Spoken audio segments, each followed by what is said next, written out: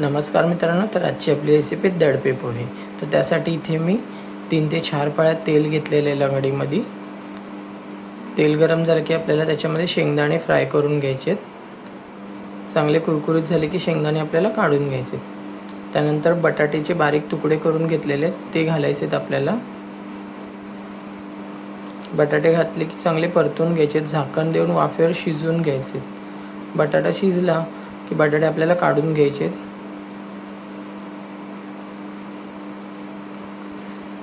त्यानंतर त्याच तेलामध्ये भरपूर अशी राई घालून फोडणी करायची, कांदा घालायचा आहे आणि गॅस बंद करून टाकायचा आपल्याला।